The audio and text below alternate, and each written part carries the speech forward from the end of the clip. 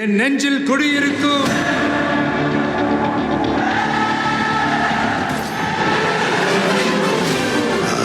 Thalapathy.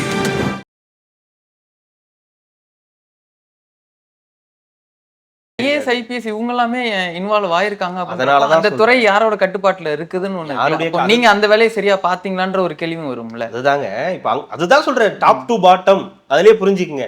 Top to bottom எல்லாருமே இதுல இருக்காங்க. இதுல யார் சிக்கினாலும் பிரச்சனை தான்.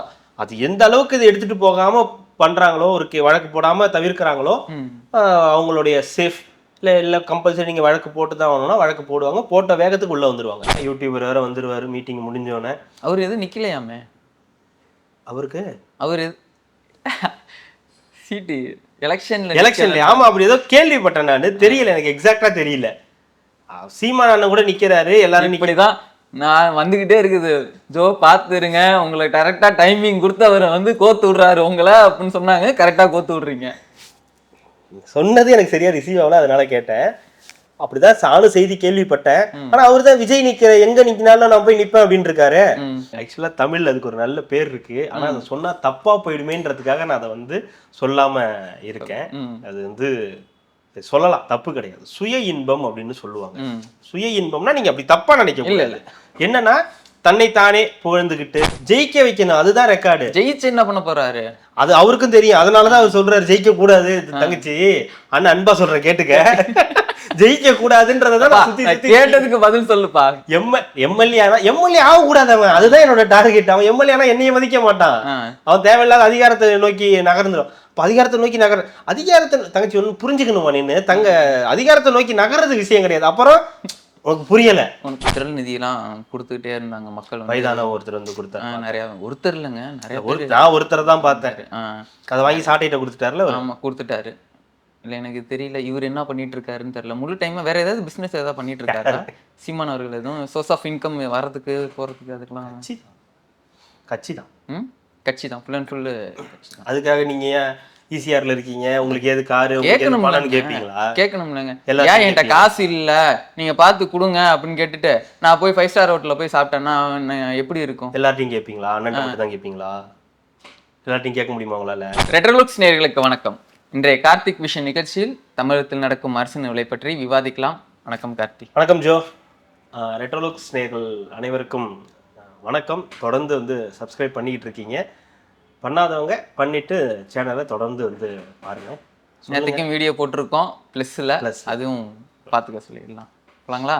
நம்ம பார்த்துக்கிட்டு இருந்தோம் கே நேரு அவர்களோட இந்த 1020 கோடி வந்து ஊழல் பண்ணியிருக்காரு அப்படின்றத பார்த்தோம். இடி கேஸ் போட்டிருக்காங்க. உயர் நீதிமன்றமும் இன்னைக்கு நிறைய அந்த ஐஏஎஸ் அதிகாரிகள் போன்ற பெரிய தலைகள் எல்லாமே இதில் வந்து சம்மந்தப்பட்டிருக்கு அப்படின்னு சொல்லி லிஸ்ட்டு நிறையா வந்துக்கிட்டே இருக்குது. அந்த துறையை கேட்கும்போது ஒரு நிமிஷம் தலையை சுத்திருச்சு அப்படின்ற மாதிரி, கை வைக்காத இடமே இல்லைன்ற அளவுக்கு பண்ணியிருக்காங்க. 1020 கோடி ஊழல்.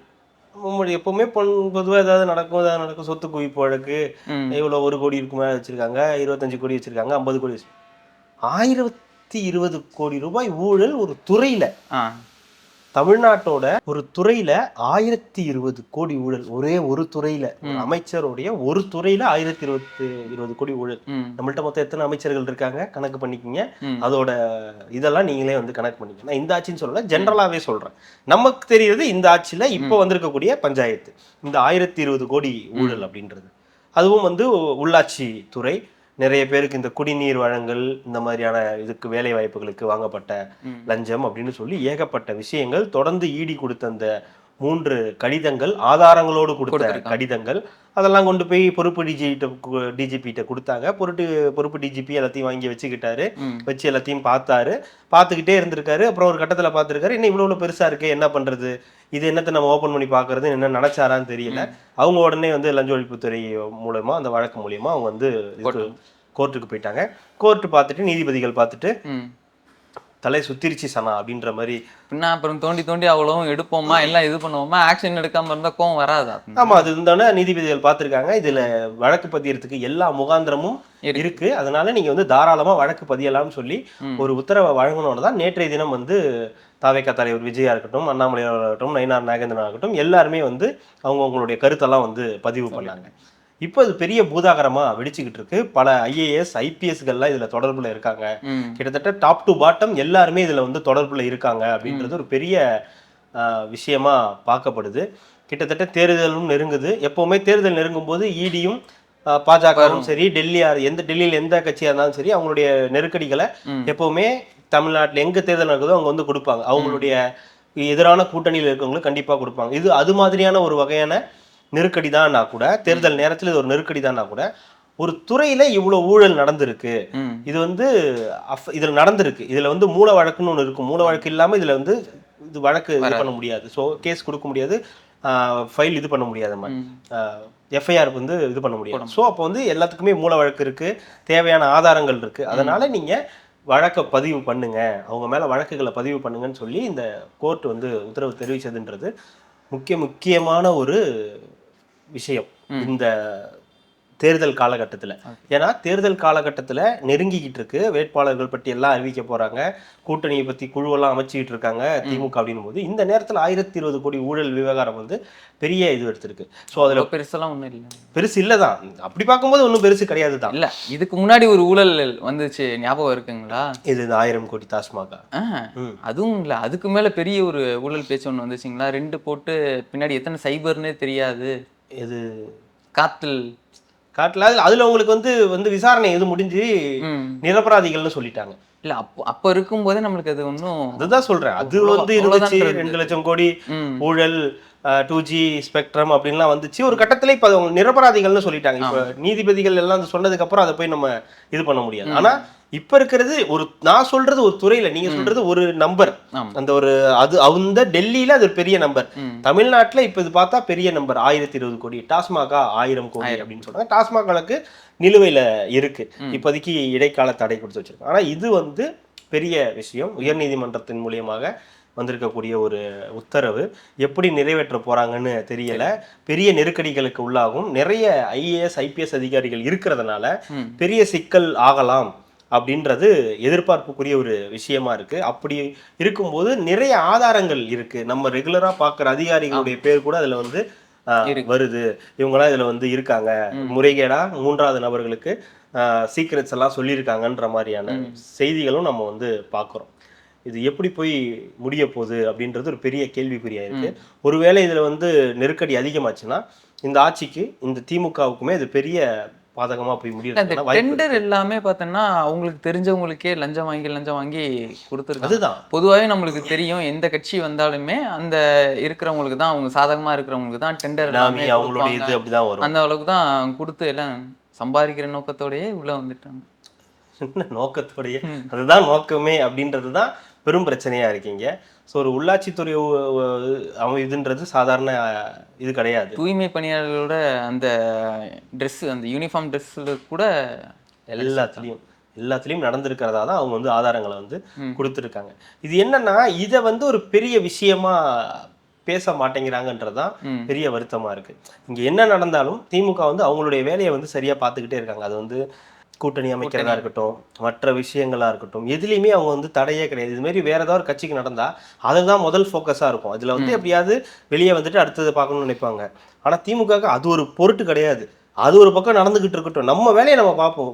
ஆட்சி அமைக்கணும், திருப்பி ஆட்சி அமைக்கணும், திராவிட மாடல் 2.0 ரெடி பண்ணணும், கூட்டணி கட்சிகளை வர வைக்கணும், தேமுதிக உள்ள கொண்டு வரணும், OPS உள்ள கொண்டு வரணும், ராமதாஸை உள்ள கொண்டு வரணும், விசிக வெளியே போகாம பார்த்துக்கணும், வைகோவை திமுகவுடைய மெர்ஜ் பண்ணிடணும் அப்படின்றது தான் நோக்கமா இருக்கு. அதையும் தாண்டி விளம்பரங்கள், என்னெல்லாம் விளம்பரம் கொடுக்கலாம், இந்த தேர்தல் ஆணையம் வந்து சொல்லிட்டாங்கன்னா அதுக்கப்புறம் விளம்பரங்கள் கொடுக்க முடியாதுன்றதுனால டெய்லியும் எல்லா பேப்பர்களையும் ஃப்ரண்ட் பேஜில் ஃபுல்லாக வெல்வோம் ஒன்றாகன்னு ஃபுல் ஃப்ரண்ட் பேஜ்லையும் ஸ்டாலினும் உதயநிதியும் தான் வந்து ஆக்குபைட் பண்ணியிருக்காங்க. ஸோ அந்த செலவுகள் எவ்வளோ இருக்குது தெரியுமா? இந்த விளம்பரம் பண்ணுறதுக்கான செலவுகள் இருக்கு இல்லையா, அது எவ்வளோ பெரிய செலவு. அதனால இந்த தேர்தல் எலெக்ஷன் டேட் அறிவிக்கிறதுக்கு முன்னாடி இது எல்லாத்தையும் செஞ்சிடணும்.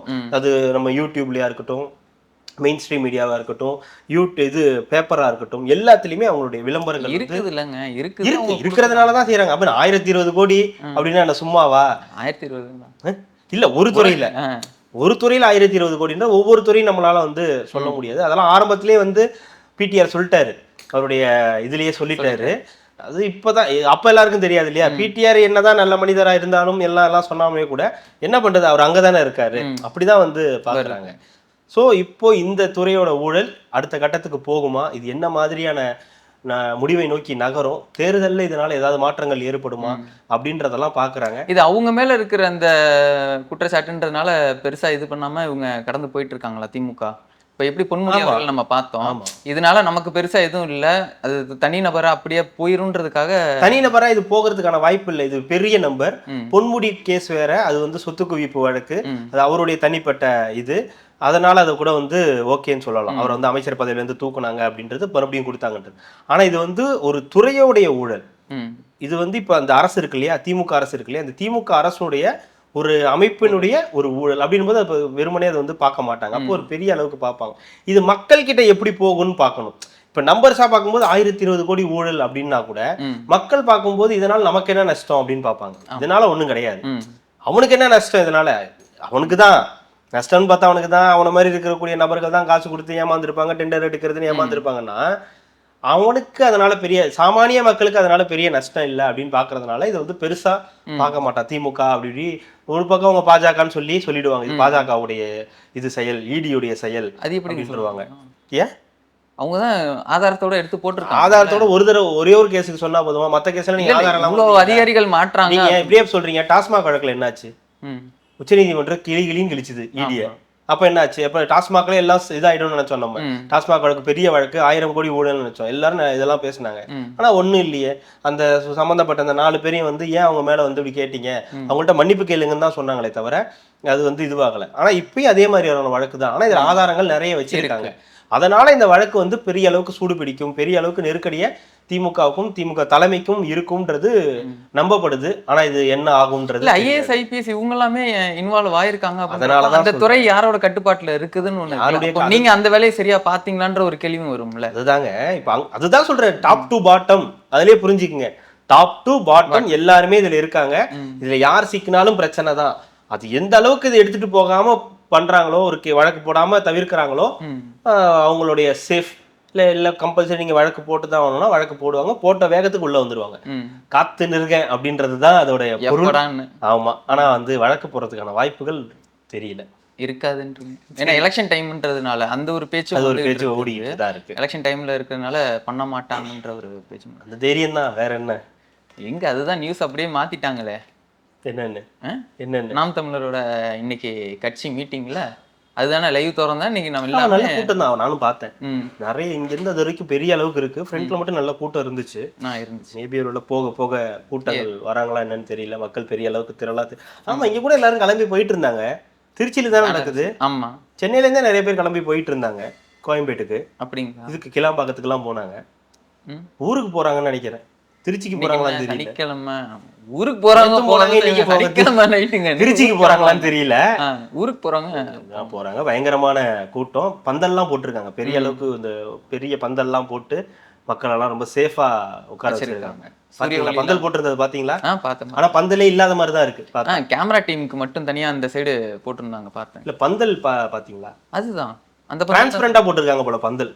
கண்ணுக்கு தெரியல. அப்படியே பார்த்தா பந்தலே இல்லாத மாதிரி தான் இருக்கு. ஆனா யாரும் வெயில்லாம் அடிக்கல இருக்கு. எல்லாம் பறை இசை அது இதுன்னு போட்டு நீங்க சொன்ன மாதிரி ஒரு 750 போட்டோ போட்டு இவங்க எல்லாம் தமிழர்கள் சுத்தி எல்லா பேனரும் வச்சிருக்காங்க. ஃபுல் கொடியெல்லாம் நட்டு போட்டிருக்காங்க. யூடியூபர் வேற வந்துருவாரு மீட்டிங் முடிஞ்சோடனே. அவரு எதுவும் நிக்கலையாமே அவரு சீட்டு எலெக்ஷன்ல. ஆமா, அப்படி ஏதோ கேள்விப்பட்டேன் நானு, தெரியல எனக்கு எக்ஸாக்டா தெரியல. சீமான் அண்ணன் கூட நிக்கிறாரு. எல்லாரும் இப்படிதான் நான் வந்துகிட்டே இருக்குது, ஜோ பாத்துருங்க உங்களுக்கு கரெக்டா டைமிங் கொடுத்து அவரை வந்து கோத்து விடுறாரு உங்களை அப்படின்னு சொன்னாங்க. கரெக்டா கோத்து விடுறீங்க. சொன்னது எனக்கு சரியா ரிசீவ் ஆகல, அதனால கேட்டேன். அப்படிதான் சாணு செய்தி கேள்விப்பட்டேன். ஆனா அவரு தான் விஜய் எங்க நிக்கினாலும் நான் போய் நிப்பேன் அப்படின்னு இருக்காரு. அவர் எங்க நிக்கிறாரு அவருக்கு முன்னாடி போய் நிப்பேன் அப்படின்னு அவர் சொல்லியிருக்காரு. முன்னாடி போய் வேணா நிப்பாரு, முன்னாடி போய் நிக்காதீங்க, அவரு வேணும் முன்னாடி நிப்பாட்டலாம் மாட்டாரு, ஏத்திட்டு போயிடுவாரு. விருகம்பாக்கத்துல நிக்கிறதா செய்திகள் வந்துகிட்டே சாட்டையா இருக்கு. சாட்டையா விஜய்ங்க. விஜயா? விஜய்க்கு வாய்ப்பு இருக்கு. அப்ப அவரு அங்கதான் நிப்பாரு. இப்பதான் நிக்கல நீங்க அப்படின்னு தகவல் வருது. விஜய் எங்க நிக்கிறாரோ. நான் என்ன கேக்குறேன், இப்ப அவர் நின்னா நமக்கு என்ன, நிக்கலனா நமக்கு என்ன? அதனால நமக்கு ஒரு பஞ்சாயத்தும் கிடையாது. விஜய் அதை கண்டுக்க மாட்டாரு. டஃப் காம்படிஷன் இல்லையா இது? டெம்பர் கிளாஸ் காம்படிஷன் கூட கிடையாது. பாக்குறீங்களா, ஒத்த ஆளு ஒரு கட்சியவே அலற விடுறாப்புலன்னு நிறைய எஃபெக்ட்ஸ் எல்லாம் போட்டு ஜிம்மிஸ் எல்லாம் பண்ணி வீடியோவா வந்துகிட்டு இருக்குது. ஆக்சுவலா தமிழ்ல அதுக்கு ஒரு நல்ல பேர் இருக்கு. ஆனா அதை சொன்னா தப்பா போயிடுமேன்றதுக்காக நான் அதை வந்து சொல்லாம இருக்கேன். அது வந்து சொல்லலாம், தப்பு கிடையாது. சுய இன்பம் அப்படின்னு சொல்லுவாங்க. சுய இன்பம்னா நீங்க அப்படி தப்பா நினைக்க முடியல. என்னன்னா தன்னைத்தானே புகழ்ந்துகிட்டு இல்ல வந்து நம்மளே நம்மளை வந்து நினைச்சுக்கிட்டு ஒரு சிலர் சொல்றதை வச்சுட்டு நினைக்கிறதுக்கு பேர் தான் அப்படி வந்து சொல்லுவாங்க. அதை வந்து இப்ப மாத்தி அதுக்கு பேர் வச்சுக்கிட்டாங்களே தவிர அதுதான் உண்மையான பேரு. ஒருத்தன் அவனே அந்த கட்சியை வந்து முடிச்சிருவான், அதோ இவனே போதும், இந்த யூடியூபர் ரெண்டு பேர் போதும் தாவேக்காவை முடிச்சிருவாங்க, அதோ அந்த 4 பேர் போதும் தாவேக்காவுக்கு போதுமானவங்க அப்படின்னா இதெல்லாம் ஒண்ணுமே பண்ண முடியாது. அந்த கட்சி 234 தொகுதிகளிலும் ரீச் ஆயிடுச்சு. அந்த சின்னம் 234 தொகுதிகளிலும் ரீச் ஆயிடுச்சு. அவங்க உங்களை ஒரு பொருட்டாவே மதிக்கல. அவங்களோட இலக்கு உங்களை மாதிரியே திமுகன்னு இருக்கு. நீங்க எப்படி திமுகன்னு சொல்லிட்டு இருக்கீங்களோ உண்மையாவே இப்ப திமுக எதிர்க்கிறதுல நாம் இது தமிழக வெற்றி கழகம் முன்னணியில இருக்கு, உங்களை விட பெட்டரா இருக்கு. ஸோ பல இடங்கள்ல நான் நேத்தே சொன்ன மாதிரி நம்ம எஸ்ஜே இதயா அவர்கள் எடுக்கிற நிறைய கருத்து கணிப்புகள் பார்க்கும்போது அவருக்கு நிறைய இடங்கள்ல 2வது இடம் அப்படின்னு மிக முக்கியமான இடம் கிடைக்குது. அதுவும் 18ல இருந்து 30 வயசுக்குள்ள இருக்கிற ஆண்களும் 18ல இருந்து 30 வயசுக்குள்ள பெண்களும் இப்போ நிறைய பேர் விஜய் அவர்களுக்கு வாக்களிக்கிறதுக்கு தயாராகிறாங்க. அதே மாதிரி 30ல இருந்து 60%, 30ல இருந்து 60 வயசு உள்ளவங்க பெண்கள் ஓட்டு அங்கதான் இருக்கு, பெண்கள் ஓட்டு அங்கதான் இருக்குங்க. நான் தமிழருக்கு இருக்கு தெரியுங்களா, 3%. அப்படி அது வந்து போன எலெக்ஷன்ல, இந்த எலெக்ஷன்ல பாருங்க 234க்கும் சமபாதியா பிரிச்சு கொடுத்துருக்கு. ஆண் பெண்ற எந்த ஒரு பாகுபாடு இல்லாம இவங்களுக்கு ஏற்றம் இவங்களுக்கு இறக்கம் இல்லாம இவங்களுக்கு பாதி அவங்களுக்கு பாதி. நான் தான் நினைச்சேன் ஒற்றை இலக்குல 234ன்றது 233 அப்படின்னு இருந்துச்சுன்னா இது எப்படி பிரிச்சு கொடுத்துருப்பாரு அப்படின்றது. இல்ல அவர் எப்பவுமே இப்படிதான், இப்பன்னு கிடையாது, எப்பவுமே அந்த வேலையை பண்ணுவாரு. பாதிக்கு பாதி சரிக்கு சமம் தான் வந்து 118 118 அந்த மாதிரிலாம் 117 117ன்னு பிரிச்சு கொடுத்துருவாருன்னு வச்சுங்களா. அது இப்பெல்லாம் அவர் புதுசா பண்ணல, எப்பவுமே பண்றதுதான். அவரு பெரும்பாலும் அந்த மாதிரி தான் பண்ணுவாரு. இந்த பண்றதெல்லாம் ஒரு ரெக்கார்டு இல்லைங்க, ஜெயிக்க வைக்கணும், அதுதான் ரெக்கார்டு. ஜெயிச்சு என்ன பண்ண போறாரு அது அவருக்கும் தெரியும். அதனாலதான் அவர் சொல்றாரு ஜெயிக்க கூடாது. தங்கச்சி அண்ணன் அன்பா சொல்ற கேட்டுக்க, ஜெயிக்க கூடாதுன்றதான் கேட்டதுக்கு பதில் சொல்லுப்பா. எம்எல்ஏ ஆக கூடாது அவன், அதுதான் என்னோட டார்கெட். அவன் எம்எல்ஏ ஆனா என்னைய மதிக்க மாட்டான், அவன் தேவையில்லாத அதிகாரத்தை நோக்கி நகர்ந்துடும். அதிகாரத்தை நோக்கி அதிகாரத்தை தங்கச்சி ஒண்ணு புரிஞ்சுக்கணுமா, நின்று அதிகாரத்தை நோக்கி நகர்றது விஷயம் கிடையாது. அப்புறம் உனக்கு புரியல, புரியுற மாதிரி சொன்னா புரிய போகுது, எனக்கு புரிஞ்சிருச்சு அப்படின்னு 3 பேர் ஜெயிச்சு நம்ம என்ன ஆக போறோம். நாம் தமிழர் கட்சியோட மாநாடு இன்னைக்கு நடக்குது. அவங்களுக்கு இப்ப இந்த தேவைகள்லாம் இப்ப வந்திருக்கு. பெரிய அளவுக்கு பெரிய மாநாடு நடத்த வேண்டிய தேவை எப்படி திமுக அதிமுக தாவேகா இருக்கோ அந்த மாதிரியான ஒரு தேவை இப்ப நாம் தமிழருக்கும் வந்திருக்கு. அவங்களும் வந்து சின்ன சின்ன மீட்டிங்லாம் போடுவாங்க, கொஞ்சம் பெரிய மீட்டிங் போடுவாங்க, அண்ணன் போய் வேன்லாம் போய் பேசுவார், எல்லாம் பண்ணுவார். ஆனா இப்ப இந்த டிஜிட்டல் யுகத்துல இப்ப விஜய் மாதிரியான ஒரு நபர்லாம் வந்ததுக்கு அப்புறம், விஜயோடைய மாநாடுகள்லாம் பார்த்ததுக்கு அப்புறம் கூட்டத்தை கூட்டணும், நாமளும் கூட்டத்தை வந்து காட்ட வேண்டியிருக்கு, எங்களுக்கு எவ்வளவு கிரௌட் இருக்குன்னு பாருங்க, நாம் தமிழர்களுக்காக இருக்கக்கூடிய கூட்டத்தை பாருங்க அப்படின்னு காட்டுறதுக்காக ஒரு மீட்டிங்கை பெரிய அளவுக்கு பண்ண வேண்டியதா இருக்கு. அந்த மீட்டிங் தான் இன்னைக்கு நடக்கக்கூடிய மீட்டிங். நீங்க சொன்ன மாதிரி அந்த நபர் வந்து தேர்தலில் நிக்கிறாரா நிக்கலையான்றது ஒரு விஷயம் கிடையாது. ஏன்னா அவர் வந்து ஒரு கட்சியோட மெயின் இதெல்லாம் கிடையாது. சீமான் அவர்கள் நிக்கிறதா தகவல் இருக்கு. அவர் நின்னார்னா என்ன மாதிரியான எதிர்வினைகள் வருது, அங்க எந்த வேட்பாளர் நிக்கிறாங்க, திமுக யார் நிறுத்துறாங்க, அதிமுக யார் நிறுத்துறாங்க, தாவேக்கால யார் நிறுத்துறாங்கன்ற பல கேள்விகள் இருக்கு. அதை தாண்டி அண்ணன் அங்க ஜெயிக்கணும். இந்த மாதிரி ஏகப்பட்ட குழப்பங்கள். இத்தனை நாளா அண்ணன் அவங்களுக்காக அண்ணன் நிறைய விட்டு கொடுத்துருக்காரு வேட்பாளர்களை. அந்த கேண்டிடேட் போடுவாரு, அப்புறம் வாபஸ் வாங்கிடுவாரு, இல்ல வந்து ஏதாவது ஒரு சமரசம் அப்படின்னு சொல்லுவாங்க. அண்ணன் ஒரு தடவை நிக்க போறாரு, அப்போ அவங்க அதுக்கு பதிலாக ஏதாவது சமரசம் பண்றாங்களா அப்படின்றத இந்த தடவை பார்த்தா தெரியும். பார்த்து தெரிஞ்சு நேற்றுக்கு நான் பார்த்தேன், நைட்டே போயிட்டாருன்னு நினைக்கிறேன். அங்க இடத்துக்கு போயிட்டாரு. நிறைய அந்த திரள் நிதியெல்லாம் கொடுத்துக்கிட்டே இருந்தாங்க மக்கள். வயதான ஒருத்தர் வந்து கொடுத்தாரு. நிறைய ஒருத்தர் இல்லைங்க, நிறைய நான் ஒருத்தரை தான் பார்த்தேன்.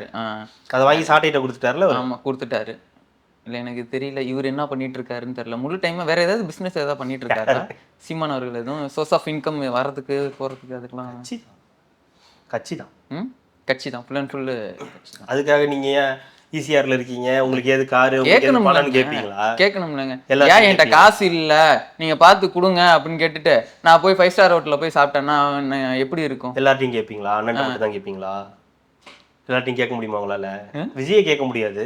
ஆமா, அவர் நடிச்சிருக்காரு, அவர் வந்திருக்காருன்றதுனால அவர் பணம் ஒரு செலவு பண்ணுவாருன்னு சொல்லலாம். இல்ல அவர் கூட இருக்கிறவங்க எல்லாருமே ஓரளவுக்கு நல்லா வெல் செட்டில்டா இருக்காங்க பார்க்கும்போதே அவங்க செலவு பண்ணுவாங்கன்னு சொல்லலாம்.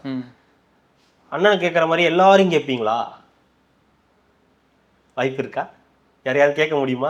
யாரையும் கேட்க முடியும், அவ்வளவுதான். அப்ப அண்ணனையும் கேட்காதீங்க. யாரையும் கேட்க முடியாதுன்னா அண்ணனையும் கேட்காது. அப்படி வரீங்க. அப்படிதானே? நீ எமோஷன்ஸ்ல தூண்டி விட்டு விளையாடுறீங்கல்ல, அது ஒண்ணு இருக்குதுல்ல. மோஷனை தூண்டி விட்டு விளையாடுறதுலாம் யாரும் என்ன பண்ண முடியும்? தமிழர் அது இதுன்னு சொல்லிட்டு நீங்க எமோஷனை தூண்டி விட்டு நீங்க ஒரு விளையாட்டு விளையாடுறீங்க. அது வேற. அது நைஸ் ஹியூமன் பீயிங் பண்ற வேலை. அதுக்கு என்ன பண்ண முடியும்? அதுதான் அது பார்க்கும்போது தான் எனக்கு அப்போ உண்மையா பாடுபட்டவங்களோட பேரெல்லாம் நம்ம எங்க போய் சொல்றதுன்னு தெரியல. ஜீசஸ், அல்லா, பெருமாளே, முருகன், முருகா அப்படின்ட்டு போக வேண்டியதான். அதுக்கெல்லாம் ஒண்ணும் பண்ண முடியாது. அவங்க புரிஞ்சுக்க வேண்டியதான். நம்ம சொல்லி இதுல எதுவும் தெரியறதுக்கு இல்ல. இன்னும் தெளிவுபடுத்தணும்னு நினைக்கிறேன். அவங்களுக்கு எல்லாம் ஓரளவு தெளிஞ்சிருக்காங்க. 2026ல தெளிவுபடுத்துவாங்க, பார்ப்போம். விஜய் அவர்கள் ஒரு 20 பேர் சேர்ந்த குழு ஒன்று நியமிச்சிருக்காங்க. அவரோட நேரடி கட்டுப்பாட்டில் ஒரு 40 இடத்துக்கு, அதாவது அந்த மாவட்டம் வாரியாக வந்து பிரித்து இந்த தேர்தல் பிரச்சாரத்துக்கும் இந்த தேர்தல் பணிக்காகவும் தன்னோட நேர்கட்டுப்பாட்டில் வந்து 20 பேர் வந்து நியமிச்சிருக்காங்க. அதே மாதிரி நிறையா அரசாங்க ரிட்டையர்டு ஆஃபீஸர்ஸையும் நிறையா பேர் வந்து போடுறதா பேசிகிட்டு இருக்காங்க. என்ன பண்ண போட்டு தாவேக்கா தேர்தல் பணிகளில் கொஞ்சம் சுறுசுறுப்பு எடுத்திருக்காங்க.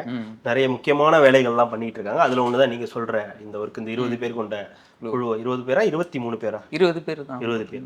20 பேரை வந்து செங்கோட்டையன், அருண்ராஜ் அப்படின்னு பிரிச்சு ஒவ்வொருத்தரும் செங்கோட்டையன் கூட இருந்த அந்த ஒரு எம்பி ஒருத்தவங்க, முன்னாள் எம்பி அவங்களுக்கு அப்படின்னு சொல்லி ஒவ்வொருத்தருக்கும் ஒரு வேலைகள் வந்து கொடுத்துருக்காங்க. அந்த தொகுதிகளை வந்து பிரிச்சு கொடுத்துருக்காங்க. ஸோ அவருடைய நேரடி கட்டுப்பாட்டில் கண்காணிப்புல விற்கிற மாதிரியான சில விஷயங்களை வந்து பண்ணியிருக்காங்க. இது ரொம்ப தேவையான விஷயம். அவருடைய கட்டுப்பாட்டில் என்ன இருக்கு, என்ன நடந்துகிட்டு இருக்குன்றது அவருக்கு தெரியணும். ஸோ யார் கூடயும் ஒரு டச்சில் இல்லை, எல்லாமே வந்து இவங்களுக்கு தான், இந்த 4 பேருக்கு தான் தெரியும்ன்ற அந்த பேச்செல்லாம் வந்து இப்போ கம்மியாகும். அவருக்கு என்ன நடக்குதுன்றது தெரியும். செங்கோட்டையன் அவர்கள் வந்து ஒரு ரிப்போர்ட் கொடுக்கலாம், ஆதவர்ஜினா கொடுக்கலாம், இவர் கொடுப்பாரு, அருண்ராஜ் ஒரு ரிப்போர்ட் கொடுப்பாருன்னு போது அவருக்கு எல்லாத்தையும் பிரிச்சு வேலையை கொடுக்கும்போது வேலைகள் வந்து கொஞ்சம் எளிதா வந்து முடியும். ரெண்டாவது, நிறைய இடங்கள்ல மீட்டிங் வந்து போடுறாங்க. நேற்று கூட கடலூர்ல ஒரு மீட்டிங் நடந்துச்சு. வழக்கம் போலதான். இப்போ விஜய் இருந்தாதான் அந்த மீட்டிங் பார்க்கணுன்ற அவசியம் கிடையாது. ஆதவர்ஜினா இருந்தா கூட இனிமே அந்த மீட்டிங் வந்து நீங்க தாராளமா வந்து பார்க்கலாம். சுட வந்து ஏதாவது ஒரு செய்திகளை வந்து கொடுத்துட்டு போயிடுறாரு. இதுவும் ஜம்முன்னு சில விஷயங்களை சும்மா இல்லாம கூப்பிட்டுருக்காரு. அதான் 1-to-1 வரையலாம் அப்படின்னு வந்து கேட்டிருக்காரு, ஸ்டாலின் வெர்சஸ் விஜய் அப்படின்னு சொல்லி.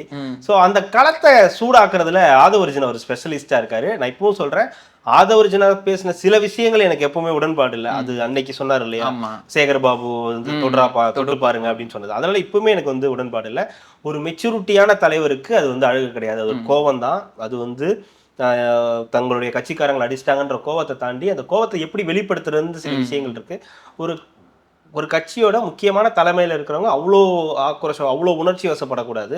அதை கண்ட்ரோல் பண்ணிக்கணும்ன்றதான். ஆனா இப்ப நேற்றுக்கு பேசினதெல்லாம் வந்து, நீங்க வாங்க, நீங்க வந்து நிறுத்தி பாருங்க, எங்க தலைவரை நாங்க வர சொல்றோம், உங்க தலைவரை நீங்க வர சொல்லுங்க, 2 பேரும் 1-to-1 உட்காரட்டும், பிரஸ் வந்து கேள்வி கேட்கட்டும், நியாயமான பிரஸ் வந்து கேள்வி கேட்கட்டும், அப்போ ஒரு பதில் சொல்லலைன்னா பார்ப்போம், துண்டு சீட்டு இல்லாம பேசணும் அப்படின்னு சொல்லி சராமரியா வந்து அடிச்சிருக்காரு. ஸோ கரெக்டு தான், அவங்க கேட்கறது கரெக்டு தான். நீ யாருமே இப்போ ப்ரெஸ் மீட் கொடுக்கறது இல்லைங்க. நீங்க ப்ரெஸ் மீட் கொடுக்கறதெல்லாம் யாருன்னு சொல்லுவீங்க? அண்ணன் கொடுப்பாரு, இங்க போகும்போது கொடுப்பாரு, அங்க போகும்போது கொடுப்பாரு, அங்க இறங்கணும்னு கொடுப்பாரு, அப்புறம் வீட்டுக்கு போகும்போது ஒன்று கொடுப்பாரு. அண்ணாமலை இருக்கும்போது அண்ணாமலை கொடுப்பாரு, ஃபிளைட்ல விட்டு இறங்கணும்னு கொடுப்பாரு, அப்புறம் திருப்பி போகும்போது கொடுப்பாரு, அப்புறம் கமலாலயத்துக்கு வந்து ஒன்று கொடுப்பாரு. எடப்பாடி ரொம்பலாம் கொடுக்க மாட்டாரு. எடப்பாடி இப்போ கொடுத்துக்கிட்டு இருக்காரு. அவர் சேலத்துக்கு போயிடுவாரு. ஸோ சேலத்துல எங்கேயாவது போனா போய் கொடுப்பாரு. சென்னைக்கு சட்டமன்றத்துக்கு வரும்போது கொடுப்பாரு. ஏதாவது கூட்டணியை பத்தி அமைக்க போறோம்னா அப்ப கொடுப்பாரு. அவ்வளவுதான். மற்றபடி யாரும் வந்து வாலண்டியரா கொடுக்க மாட்டாங்க. முதலமைச்சரை நீங்க பேட்டி எடுக்க முடியாது அப்படின்னு 4 கேஸ் எழுதுவாங்க. அப்புறம் எங்கேயாவது இதுக்கு முதலீட்டுக்கு ஈர்க்க போறேன்னு சொன்னா அப்போ ஒரு பெரிய பேப்பரா ஒரு 5-6 கொடுத்து ஃப்ரண்ட்ல வச்சிருவாங்க. அந்த கேள்வியை முன்னாடியே பதிலையும் சொல்லிடுவாரு, அவரே சொல்லிடுவாரு. ஸோ இப்படிதான் செட்டப்பா தான் இருக்குமே தவிர ப்ராப்பர் ப்ரெஸ் கான்ஃபரன்ஸா இருக்காது. ஸோ அப்போ விஜயும் ப்ரெஸ் வந்து விஜய் சந்திக்கலை, அதுதான் இப்போ பிரச்சனையே தவிர அவருக்கு பண்ணவே மாட்டாருன்னு சொல்லலை. அவர் பண்ணுறதுக்கான வாய்ப்புகள் இருக்கு, கம்பல்சரி அவரும் வந்து ப்ரெஸ்ஸை சந்திச்சு தான் ஆகணும்னு வச்சுக்கோங்களேன். ஆனால் சந்திச்சே ஆகணும் அப்படின்ற கேள்வி கேட்டிங்கன்னா தெரியாது. சந்திக்கலாம், சந்திக்காமலும் போகலாம், சந்திக்காமலே இந்த தேர்தலையே அவர் வந்து சந்திக்கலாம் அப்படின்னு பல விஷயங்கள் இருந்தாலும் ஆதவர்ஜுனா சொன்ன விஷயம் எடுபடும். வாங்க, நீங்களும் வாங்க, நாங்களும் வரோம், பேசிப்போம். இது நல்லா இருக்கும்ல, மாசம் மாசம் இந்த மாதிரி இப்போ நம்ம பார்க்குறோம்ல, இந்த கருத்தரங்கம் இந்த மாதிரிலாம் நடத்தும் போது மாணவர்களோ இல்லை பப்ளிக் எல்லாமே உட்காந்துட்டு கேள்வி கேட்க வைக்கிறாங்கல்ல. மாதம் ஒரு தடவை எல்லா யார் வந்து சிஎம் ஆனாலும் சரி, மாதம் ஒரு தடவை இந்த மாதிரி பப்ளிக்காக உட்கார வச்சு மக்களை அங்கே வர வச்சு, அதாவது முக்கியமாக மக்கள் என்ன இருக்காங்களோ அவங்களாம் வர வச்சு இந்த மாதிரி கேள்வி கேட்டாங்கன்னா நல்லா இருக்கும். இல்லை, பொழுது போகாது, பொழுது போகாது, பெரிய பிரச்சனை ஆகிடும். நீங்க நினைக்கிற மாதிரி இது வந்து அமெரிக்கா கிடையாது, தனித்தனியா நின்று பேசினா மக்கள் ஆதரவு கொடுப்பாங்க, அதெல்லாம் இங்க கிடையாது. இது வேற, இது தமிழ்நாடு. இங்க அதெல்லாம் சரி, பிரச்சனை இருக்கு, இவ்வளவு பேசலாம், இவ்வளவு இருக்குன்னு கேள்வியாவது கேட்கலாம்ல. பிரச்சனை இருக்குன்னு தெரியுது இல்ல, கேள்வி கேட்டாவது என் மனசை ஆத்திக்கிறேன்ப்பா அப்படின்ற மாதிரிதான். அது கேட்காம மனசுக்குள்ளேயே வச்சிருக்கும் போது ரொம்ப பாரமா இருக்குது. நான் கேட்டாதான் அது அப்பாடா இவனை பார்த்து இந்த கேள்வியை கேட்டுட்டேன்னு சொல்லுவாங்கல்ல. இல்லைங்க, அந்த கேள்வியை எதிர்கொள்ள கூடாதுன்னு தானே அவங்க எல்லாம் நினைக்கிறாங்க.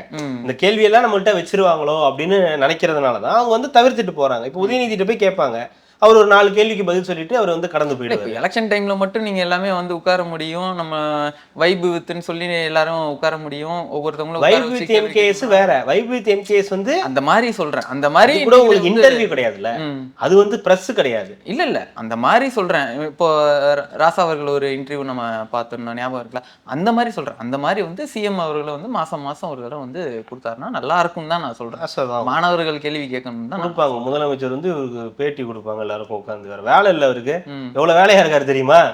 அவர்கிட்ட வந்து கூட்டணி அமைக்கணும், 22ஆம் தேதி நாளைக்கு எல்லாரையும் உட்கார வச்சு பேசணும், காங்கிரஸுக்கு 28 தொகுதியை வந்து ஃபிக்ஸ் பண்ணணும்னு சொல்லி பேசிக்கிட்டு இருக்காங்களாம். இந்த பக்கம் கமலஹாசன் கேட்கறாராம், அவங்க கேட்கறாங்களாம், இவங்க கேட்கறாங்கன்னு எவ்வளவு பஞ்சாயத்து இருக்கு. அவரை கூப்பிட்டு வந்து நாட்டு பிரச்சனையை பத்தி இப்ப நீங்க கூட்டேன்னா என்ன கேட்பீங்க சார்? அந்த 1020 கோடி ஊழல் பத்தி என்ன சார் நினைக்கிறீங்க நீங்க? தேவையாது. இல்ல செய்து கொண்டு இல்ல, நியாயமானவனா தான் அந்த கேள்வி கேட்பான். இல்லன்னா என்ன சார், கரூர்ல இருந்த சம்பவத்துக்காக விஜய் வந்து உங்களை வந்து இப்படி சொன்னார் இல்லையா, நீங்க இப்ப என்ன நினைக்கிறீங்க? இப்ப அவங்க வந்து சிபிஐ விசாரணை போயிட்டு இருக்கு இல்லையா, அதை பத்தி என்ன நினைக்கிறீங்கன்னு கேட்பாங்க. இல்லையா, சென்னையோட கிளைமேட் இப்படி இருக்கே சார், டெய்லியும் காலையில ஆனா குளிருது, அதுக்கு ஏதாவது நம்ம திராவிட மாடல் ஆட்சியில ஏதாவது பண்ண முடியுமா, அதை ஏதாவது நீக்கிறதுக்கு போக்குறதுக்கு ஏதாவது பண்ண முடியுமா அப்படின்னு கேட்பாங்க. சோ இந்த மாதிரி கேள்விகள் தான் வரும். நியாயமான கேள்விகளா இருந்தா இந்த ஆட்சியோடைய பல அவலங்கள் இருக்கே, மாற்றுத்திறனாளிகள் பிரச்சனைக்கு எப்படி இருக்கே, பல வாக்குறுதிகளை நீங்க நிறைவேற்றாம இருக்கீங்களே, ஏன் இந்த வாக்குறுதிகள்லாம் நிறைவேற்றலன்னு இந்த மாதிரி கேள்விகள் வைப்பாங்க. இல்ல எங்களுக்கு இதெல்லாம் வேணாம் அப்படின்னா, ஊட்டி கிளைமேட் எப்படி இருக்கு சார், மீண்டும் ஊட்டிக்கு வந்தீங்கன்னா உங்களுக்கு எப்படி இருக்கும்னு நினைக்கிறீங்க அப்படின்னு அவரு பேசுற மாதிரியே பேசுறீங்க. மழை பெஞ்சாலும் அவன் என்னதான் சொல்லுவான், தப்பு சொல்லுவான், மழை பெய்யலனாலும் என்னதான் தப்பு சொல்லுவான்ற மாதிரி நீங்க சொல்றது இருக்கு. ஏன் நீங்க கிரெடிட் எடுத்துக்கிறீங்களா? எங்கள் ஆட்சி காலத்துல தான் இவ்வளவு மழை பெஞ்சுச்சு, எங்க ஆட்சி காலத்துலதான் இதெல்லாம் நடந்துச்சு, எங்க ஆட்சி காலத்துலதான் மெட்ரோ நாங்க விட்டோம் அப்படின்னு நீங்களும் கிரெடிட் எடுத்துக்கிறீங்களா? அப்ப கெட்டது நடந்தா அதுவும் உங்க பேர்ல தான் வந்து எழுதுவாங்க. அதெல்லாம் நீங்க இது பண்ணிக்காதீங்க, சேர்த்துக்கிட்டு தான் ஆகணும். இந்த விஷயம் முன்னாடி பேசியிருக்க வேண்டியது. நேற்று அது லாக்அப் டெத்தா என்னன்றது தெரில. தாம்பரம் பக்கத்தில் இருக்கிற ஒருத்தர் வந்து ஏதோ ஒரு பிரச்சனை 2022 ஏதோ பிரச்சனையில் உள்ளே போயிருக்காங்க. அது ஏதோ போலீஸ் ஸ்டேஷனில் வந்து ஒரு 15,000 ரூபாய் 25,000 என்னமோ லஞ்சம் கேட்டிருக்காங்க. அதை கொடுக்கலன்னா வழக்கு பதிஞ்சு இது பண்ண ஒரு புழல் சிறையில் வந்து அடைக்கப்பட்டிருக்காங்க.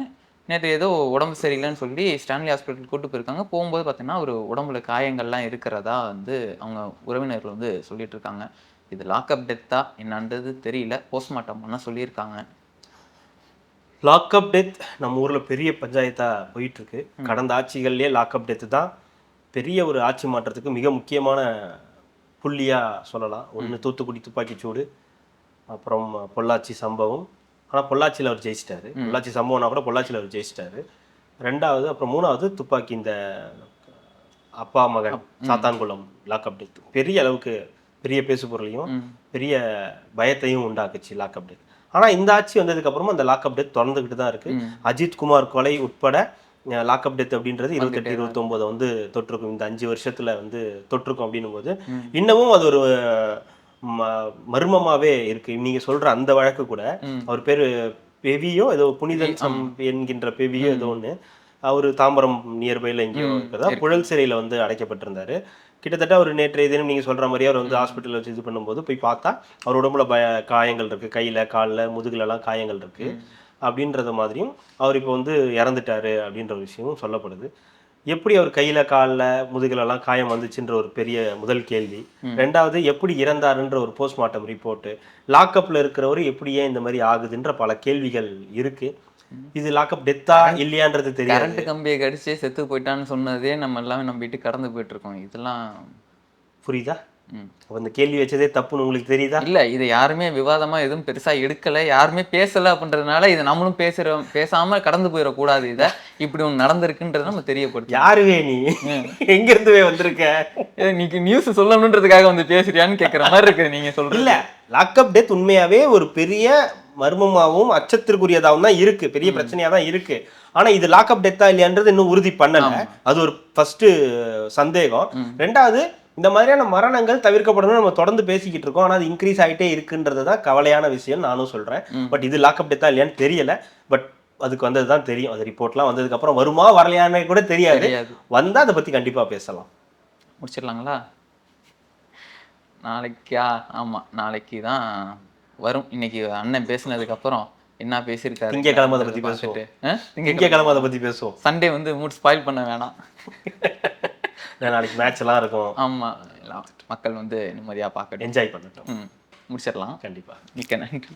என் நெஞ்சில் குடியிருக்கும்